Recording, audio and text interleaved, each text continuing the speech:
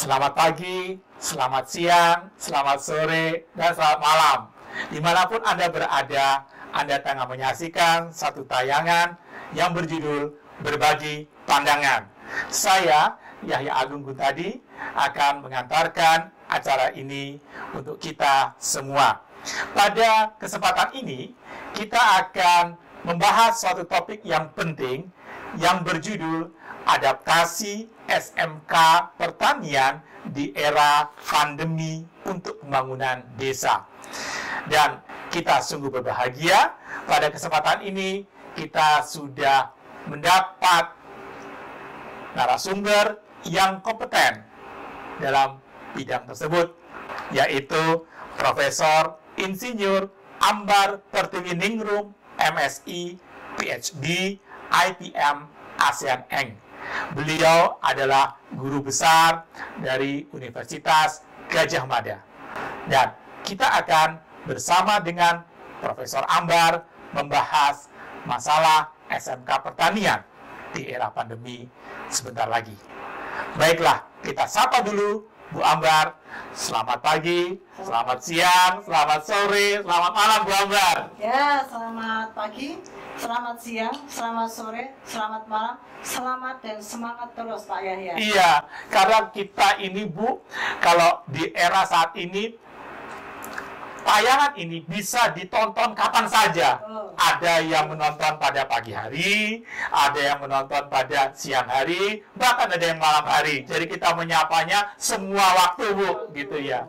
Terima kasih Ibu Ambar sudah bersama dengan kami untuk berbagi pandangan terhadap satu topik yang sangat penting, yaitu SMK pertanian di era pandemi.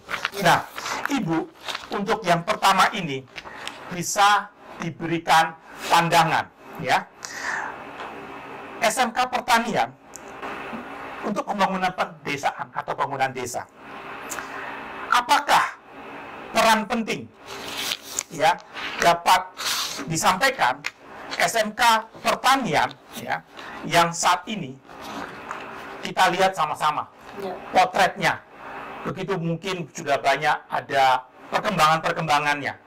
Nah, Bu Ambar yang terlibat langsung di dalamnya bisa menyampaikan kepada kita semua apa saja perkembangan SMK pertanian hingga pada saat ini.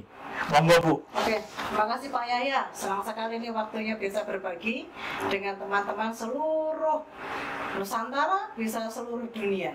Ya, karena saya sendiri terus terang Pak Yahya dengan SMK pertanian ini memang awal dulu mungkin sama ya di UGM bidang agro itu banyak yang kurang berminat karena mikirnya menjadi petani atau peternak itu suatu cita-cita yang tidak diinginkan oleh anak-anak muda saat itu. Namun dengan kondisi bahwa negara kita ini adalah negara agraris dan potensinya SDM-nya luar biasa sebetulnya, dan ingat bahwa pangan itu sepanjang masa selalu kita butuhkan. Sehingga dengan hadirnya SMK pertanian ini sebetulnya sangat potensi untuk pengembangan bahkan ketahanan pangan di negara kita ini, termasuk ketahanan nasional ini sebetulnya ya. Nah, ketika itu saya tahun 2016 mulai aktif untuk mendampingi SMK pertanian. Bahkan saat itu tahun 2016 kami pernah dikirim ke Perancis untuk melihat langsung bagaimana SMK pertanian di sana bisa sampai maju, sampai bisa betul-betul mensupport pertanian di Perancis. Itu ternyata bahwa clue-nya adalah kolaborasi antar pihak. Kolaborasi antar pihak. Itu yang penting ternyata. Di mana SMK pertanian, SMK di bawah Kementerian Pendidikan, Pendidikan Kebudayaan ya sekarang sudah Kementerian Pendidikan Kebudayaan Ristek. Nah, inilah yang kita arahkan dan saat 2016 ada program SMK untuk mendukung ketahanan pangan. Alhamdulillah 2 tahun kami mendapat kesempatan untuk mendampingi SMK dari Sabang sampai Merauke. Wow, ya, luar biasa. Ya memang ada yang maju, ada yang belum. Artinya itu memang support tergantung karena memang kondisi real di lapangan. Apalagi di remote area sana yang fasilitas bahkan mungkin SDM-nya masih sangat harus butuh dorongan, support. Nah, tetapi dengan kondisi ketika kami masuk ke sana, itu mereka akhirnya bisa memetakan potensi yang ada di sana dengan kapasitas yang ada, kolaborasi tadi. Contohnya, ketika SMK dulu kan mikirnya kalau SMK kan harus mencetak tenaga kerja yang terampil. Tenaga kerja seperti apa? Ketika kita melihat SMK pertanian terutama di ujung Indonesia sana yang tidak ada perusahaan ataupun industri ataupun di dunia usaha dan dunia industri, sangat sulit bagi mereka untuk mencari pekerjaan. Nah, itulah mungkin salah satu bahwa SMK penyumbang pengangguran yang paling tinggi. Namun kenyataannya dengan kolaborasi kita linkkan dengan desa, pemerintahan desa, dengan pemerintahan daerah, OPD, Kementerian Pusat, ataupun Dudi yang terlibat langsung, luar biasa Pak Yaya. Mereka akhirnya bisa bekerja sama, bisa menjadi artinya bisa memanfaatkan fasilitas yang ada dengan tadi misalnya bantuan dari kementerian, bantuan dari OPD, maupun dari Dudi-Dudi yang terkait dan desa. Intinya dapat mengelola SDM SDA dengan SDM yang ada, tentunya harus kita support. Nah, ini ternyata klunya ada di kolaborasi. Nah, saat itu kami tim dari UGM berpikir lagi, ketika SMK ada teaching factory, ya, teaching factory memang perusahaan idealnya menaruh mini factory di SMK, ya. Nah, bagaimana dengan pertanian sekali lagi? Apa ada perusahaan yang mau membangun perusahaannya di SMK ujung-ujung sana? Akhirnya apa yang kita akhirnya meng-create namanya laboratorium edukasi tani. Kita laboratorium Lareta. Ya. Apa itu Bu tadi? Laboratorium edukasi tani, artinya teaching factory-nya untuk SMK pertanian tidak harus di sekolah, tetapi dengan memanfaatkan fasilitas yang ada di wilayah-wilayah yang ada di dekat SMK. Contohnya Pak Yahya, kita tahu sendiri ya, ketika kita keliling banyak bantuan mangkrak. Oh iya, betul. Traktor, sementara SMK butuh traktor. Nah, dengan kita sinergikan dengan dinas pertanian misalnya, dengan dinas peternakan, berupaya inilah disambut baik antara kedua belah pihak. Meskipun waktu itu kita juga fight ya, ketika SMK memang administrasinya, kekuasaannya ada di provinsi, dinas pendidikan, tetapi lokus ada di kabupaten. Ini yang perlu import kita untuk menyampaikan pada Pak Bupati, kemudian dengan dinas OPD terkait di kabupaten. Alhamdulillah semuanya bisa berjalan. Perlahan dengan waktu ke waktu, bersyukur adanya Direktorat Jenderal Vokasi. Oh, Nah, itu juga ini ya. yang lebih memperkuat lagi. Oke. Ternyata sekarang tidak harus dituntut bekerja, tetapi BMB Apa itu Bu? bekerja, melanjutkan sekolah, dan wirausaha. Oh. Nah, sekarang kalau SMK pertanian ya lebih kuat di wirausahanya dong. Kan begitu. Betul, Apalagi betul. untuk pembangunan desa ini, kan sekarang ada proyek-proyek desa, kemudian ada BUMDes. Betul. Nah, mereka ketika ini khususnya ini kita bicara sekarang adanya Direktorat Jenderal Vokasi ini kebetulan pas ada pandemi ini Pak. Iya.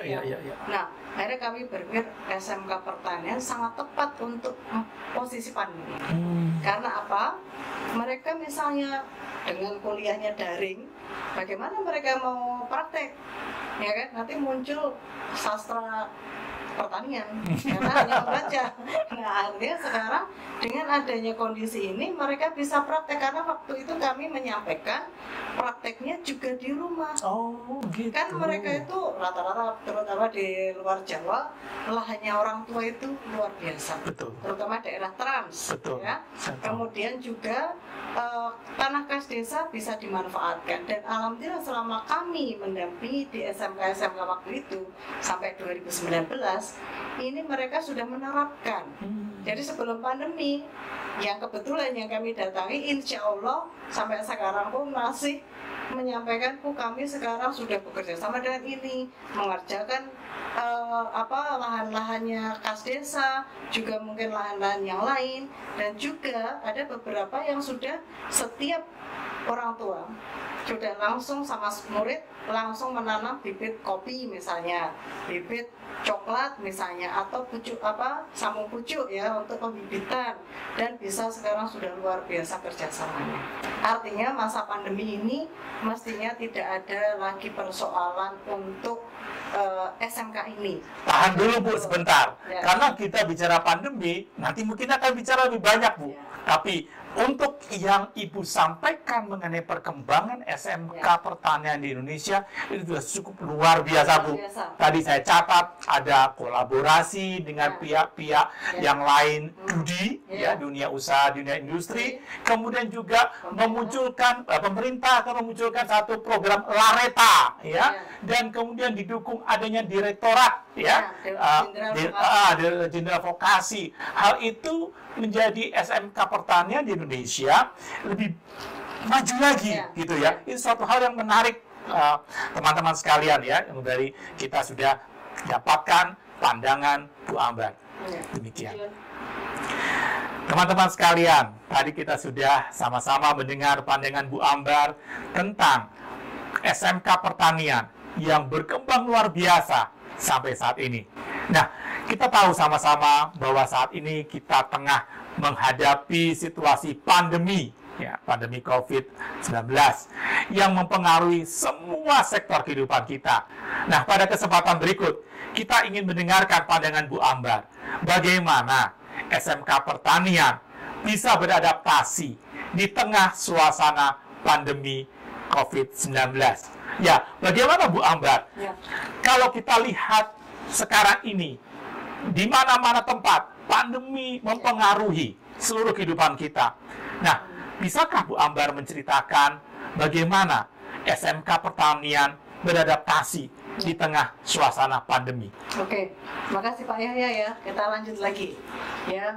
Mungkin teman-teman ataupun siapa saja yang ada di seluruh pelosok Nusantara ini, mungkin syukur para guru-guru SMK, kepala sekolah, siswa-siswa maupun alumni. Nah, sekarang ini dengan mulai tahun 2020 ini ada istilahnya program Center of Excellence SMK, dan tahun 2021 ada pusat keunggulan. Nah, di mana pusat keunggulan itu merupakan titik SMK mempunyai satu yang unggulan nantinya menjadi rujukan. Nah, untuk SMK pertanian khususnya di masa pandemi ini, nah kebetulan kurikulumnya pun juga kurikulum yang sudah melalui perubahan, kurikulum paradigma baru, dan itu tergantung pada satuan pendidikan, lebih fleksibel, adaptif, ya, inklusif, dan bisa bersama-sama guru antar bidang. Waktu itu kami mendampingi, kebetulan kami mendampingi di 21 SMK di seluruh Indonesia ini, dan beberapa juga SMK pertanian. Kami selalu menyampaikan bahwa SMK ini bisa bekerja sama dengan siapa saja, tadi berkolaborasi, dan tentu saja ini ya para pemirsa, ini bisa lebih diperkuat lagi mungkin yang belum sempat ikut terlibat di dalam program SMKPK, bisa dimulailah sendiri ketika bisa berkolaborasi tadi Pak Yahya, dan juga kurikulum ini lebih adaptif sebetulnya. Gitu. Kondisi pandemi ini lebih adaptif dan inklusif, itu yang penting ya. Nah, sehingga guru-guru bisa explore, istilahnya mengeksplor kemampuan, passion ya. Jadi bisa anak-anak pun bisa lebih leluasa ya untuk mengikuti kurikulum-kurikulum itu. Jadi betul-betul sekarang ini ada kesempatan yang luar biasa ya untuk SMK-SMK, dan lebih sangat berperan khususnya tadi. Kalau SMK pertanian kami selalu menyampaikan menjadilah agropreneur. Apa itu Bu? Bisa dijelaskan agropreneur itu? Ya. Ketika itu kalau jadi cita-citanya kalau dari pertanian apa menjadi petani, ngapain jadi petani, belepotan, kotor dan sebagainya. Sekarang ini dengan adanya 4.0, wow, startup pertanian itu luar biasa. Iya. Baik itu di lahan sempit maupun di lahan luas. Nah, ketika lahan sempit contohnya nih bisa membuat smart hidroponik misalnya, ya. Kalau lahan luas ada drone, kita mau itu istilahnya kasih pupuk, luasnya seperti apa, sangat bisa. Jadi tidak usah perlu semprot-semprot itu yang sebetulnya. Benar. Juga demikian. Mungkin Pak ya pernah ketika kita lihat di YouTube ada traktor siluman. Itu yang menciptakan juga alumni SMK. Bisa membuat traktor siluman yang berjalan sendiri tanpa ada orangnya. Pakai remote. Dan juga sekarang ini juga kita juga arahkan juga. Sekarang banyak sekali ya Pak ya, baik itu kita mau kemarin kita bincang-bincang juga ada lahan sempit kalau perkotaan urban farming. Kemudian kalau di luas ya ada yang lahan kering. Contohnya NTT itu ketika kami datang itu di SMK Santo Pius Timur Tengah Utara itu luar biasa, daerahnya kering. Tapi guru-guru bersama siswa membuat embung. Ya, terus mereka gimana daripada mereka nyiram pakai sprinkler. Jadi luar biasa. Ternyata tidak semua tempat yang di pelosok itu tidak maju. Jadi kita itu ternyata setelah saya sendiri datang dari ujung ke ujung Indonesia ini luar biasa potensinya. Tinggal bagaimana kita memperkuat SDM para guru dan yakin guru itu kan salah satu untuk penguat SDM terutama di pedesaan. Dan satu lagi Pak Yaya, ada program SMK Membangun Desa. Apa itu Ibu? Nah, SMK Membangun Desa kebetulan ini inisiatornya Gus Marlok nih ceritanya. Gitu. Beliau memang orang yang betul-betul tangguh. Karena apa? Tujuannya itu malah begini Pak Yaya, uniknya di situ lah. Ketika SMK hadirkan, SMK itu pasti ada di kecamatan dan lokusnya pasti ada di desa, ya kan? Ketika mereka berkolaborasi dengan desa, salah satunya yaitu apa? Terutama pandemi ini banyak korban PHK. Iya betul. Alumni SMK itu banyak yang PHK. Nah mereka dibukalah kesempatan SMK, ayo kembali para alumni, ayo kita create lagi usaha-usaha yang berbasis dengan menggunakan potensi-potensi yang ada. Nah ini akhirnya ini juga bagus juga ketika alumni SMK yang belum mendapat kerja, ya kita arahkan pada wirausaha. Nah, wirausaha tadi kalau bidang pertanian ya agropreneur. Itu dia. Saya jadi baru mengerti ini bagaimana hubungannya agropreneur ya. Kalau tidak tanya setelah lulus SMK apa? Jadi agropreneur. Kan begitu. Baik, luar biasa. Itu salah satunya strategi pemasaran marketingnya untuk ke SMK pertanian. Baik. Itu Pak Yaya. Terima kasih. Jadi SMK ternyata teman-teman sudah mampu beradaptasi di tengah suasana pandemi. Banyak hal tadi sudah disampaikan oleh Bu Ambar. Jadi kita semakin yakin, walaupun di tengah pandemi, SMK Pertanian terus tumbuh berkembang dan memberi manfaat ya bagi masyarakat. Terima kasih Bu Ambar. Sama-sama. Kita akan lanjut kepada pertanyaan berikutnya. Teman-teman semua, tadi kita sudah mendengar bagaimana SMK Pertanian beradaptasi di tengah pandemi COVID-19. Bu Ambar sudah menjelaskan banyak hal usaha-usaha yang dilakukan oleh SMK Pertanian. Nah, sekarang kita ingin mendengar dari Bu Ambar, apa saja tantangan-tantangan yang dihadapi SMK Pertanian untuk masa selanjutnya, dan juga mungkin apa saja kiat-kiatnya mengatasi tantangan-tantangan tersebut.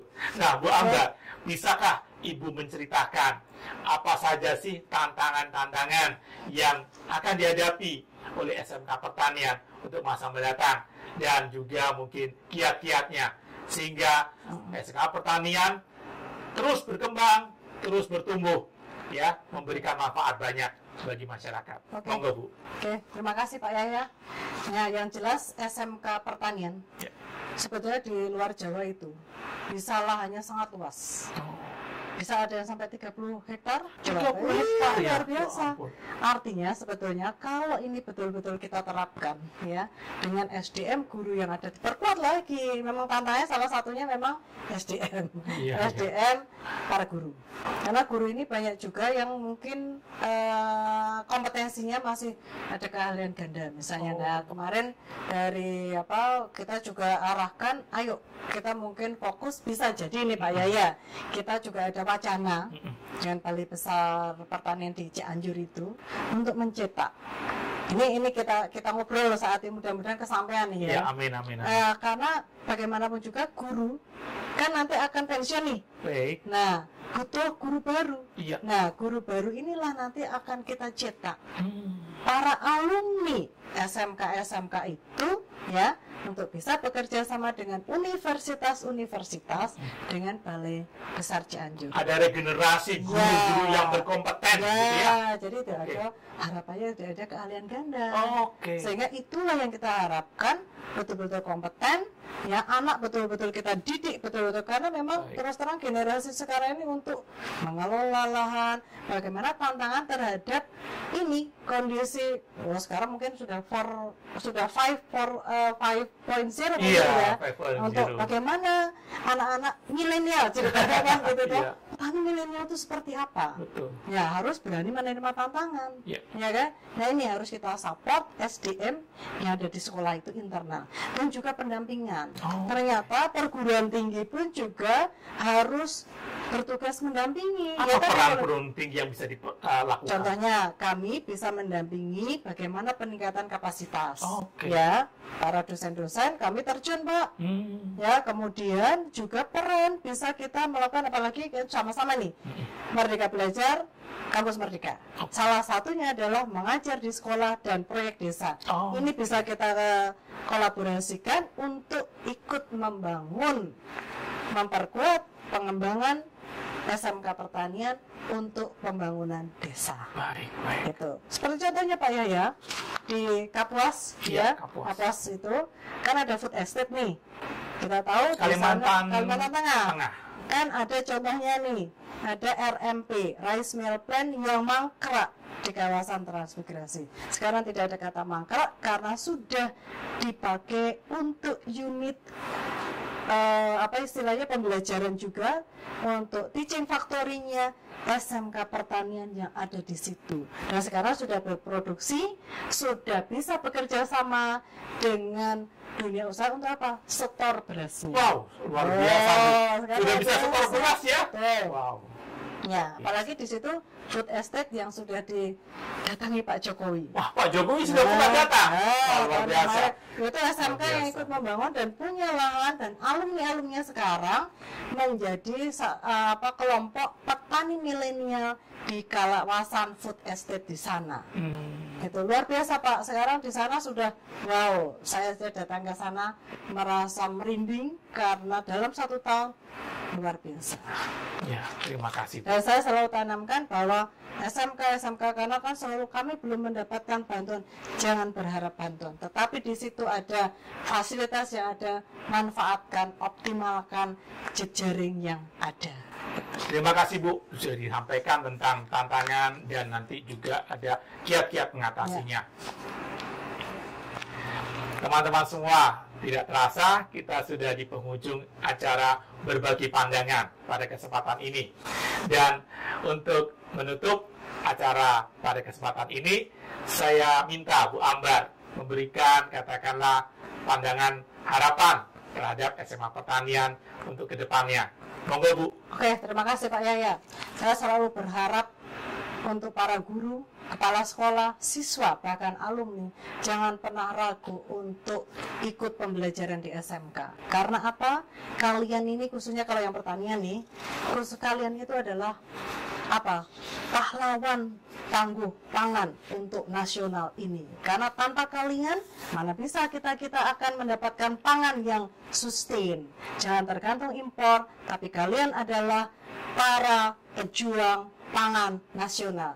Dan jangan ragu-ragu, jangan pernah punya ketakutan untuk berjaring, membuka peluang, membuka kesempatan, bertanya ke sana sini, bagaimana untuk memajukan pendidikan, khususnya pendidikan di kejuruan Indonesia ini, ya. Karena harapan bangsa salah satunya ada di pundak kalian ini semua. Sukses bagi SMK Pertanian maupun SMK yang lainnya. SMK bisa, SMK hebat, SMK bisa hebat. Luar biasa, luar biasa. Ya, luar biasa. Saya terus terang kadang-kadang kalau Bu Ambar sudah mengacungkan tangan gitu, semangatnya muncul kita semua ya. Semoga. Jadi saya mengucapkan terima kasih sekali kepada Profesor Insinyur Ambar Pertiwiningrum, MSI, PhD, IPM, ASEAN Eng, Guru Besar Universitas Gadjah Mada yang sudah berbagi pandangan ya pada kesempatan ini.